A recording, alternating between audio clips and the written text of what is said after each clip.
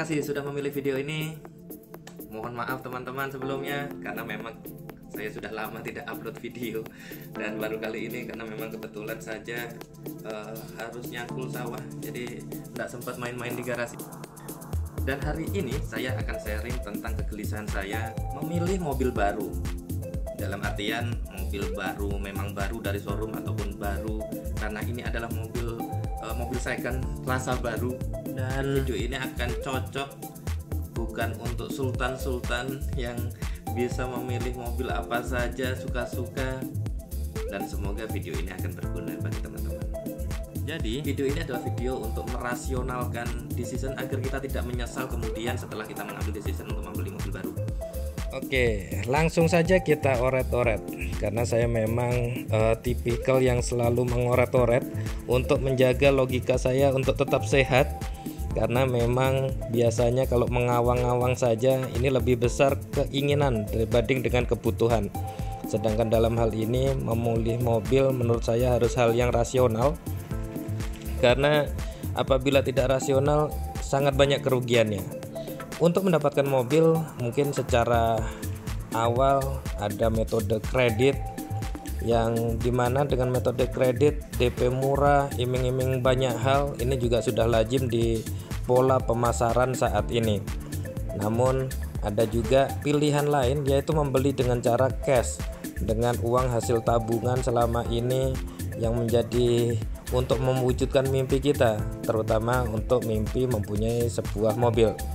Dan kredit, mohon maaf, ini bukan pilihan saya, dan semoga teman-teman juga tidak memilih kredit, karena secara rasional dengan kredit effort yang kita keluarkan, uang yang kita keluarkan setidaknya adalah 150% dari harga asli barang yang kita butuhkan atau akan kita beli. Dan untuk itu saya hanya membahas membeli mobil secara cash saja. Dan secara cash pun kita masih tetap harus menjaga rasionalitas, yaitu kita harus memastikan ini akan kita beli mobil sebagai mobil utama atau bukan, karena nanti dasar pemikirannya juga akan berbeda tentu saja. Sebagai mobil utama artinya akan kita gunakan sehari-hari, aktivitas sehari-hari untuk mensupport kita untuk lebih produktif. Namun bisa saja kita juga akan membeli sebuah mobil yang berupa mobil hobi. Namun logikanya adalah jangan sampai mobil hobi kita beli terlebih dahulu baru kita beli mobil utama. Ini logikanya agak tidak tepat menurut saya. Yang harus kita beli yang pertama adalah mobil yang utama, mobil yang untuk support aktivitas kita sehari-hari. Sedangkan mobil hobi mungkin bisa nanti kita dapetin setelah kita mempunyai mobil utama. Tidak perlu khawatir, Gusti Allah ora sare. Jadi semoga teman-teman juga tetap menjaga rasionalnya. Lalu selain mobil utama dan juga mobil hobi, bisa jadi teman-teman akan beli mobil adalah untuk digunakan sebagai mobil usaha. Ini juga akan berbeda case-nya.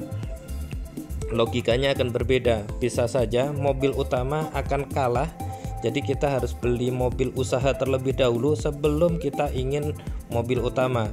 Karena tentu saja mobil usaha tentu peruntukannya adalah untuk mensupport kehidupan kita sehari-hari. Jadi pastikan mobil usaha juga tidak kalah dengan mobil hobi juga. Ya, dalam gambaran ini memang saya hanya ingin menggambarkan teman-teman untuk tetap rasional. Namun bila dalam case ini yang kita pilih adalah sebagai mobil utama, maka rasional kita akan menuju ke mobil utama. Mungkin teman-teman juga sudah pekerja kantoran, tidak memerlukan mobil usaha, yang dibutuhin adalah mobil utama.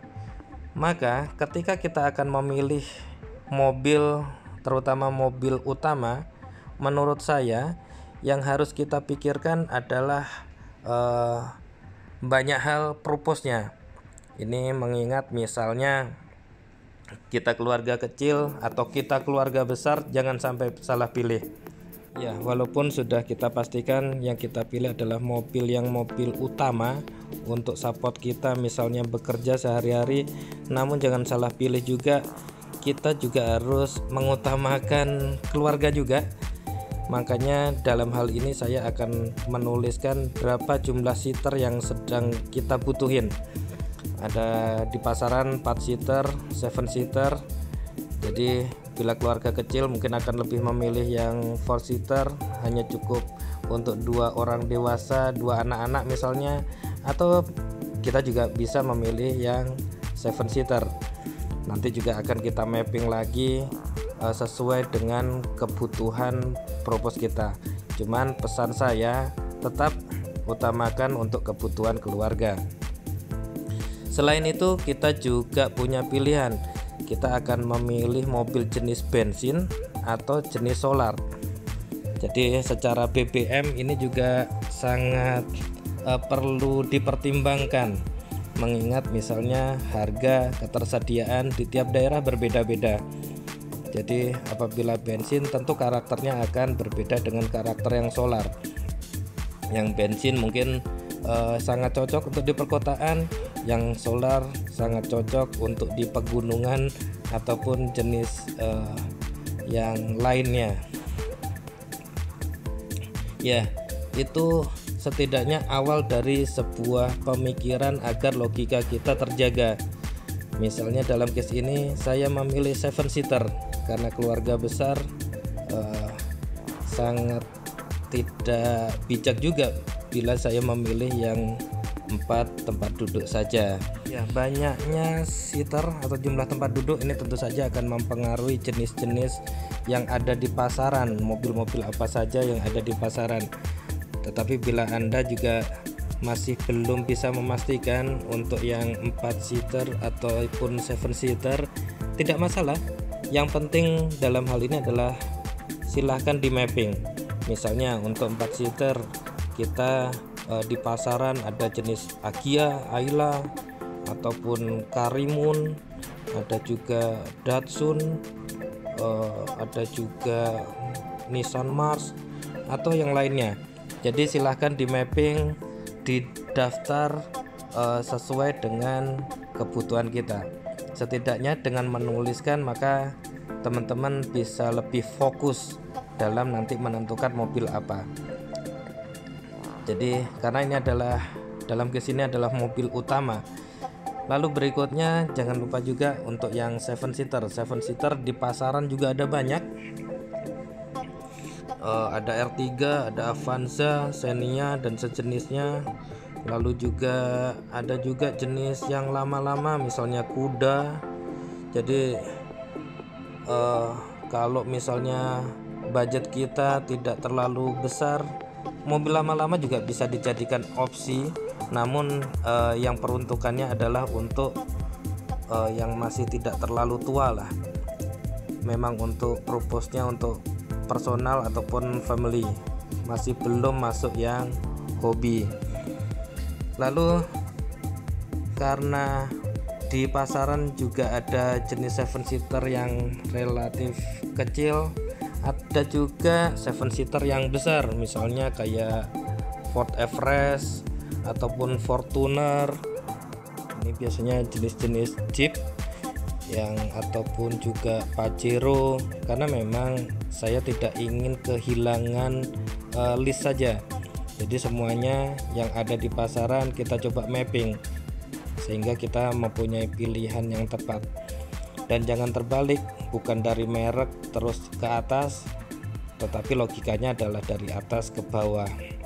Ya, setidaknya metode ini, metode oret-oret adalah metode yang saya selalu gunakan sebelum memilih sesuatu apapun itu.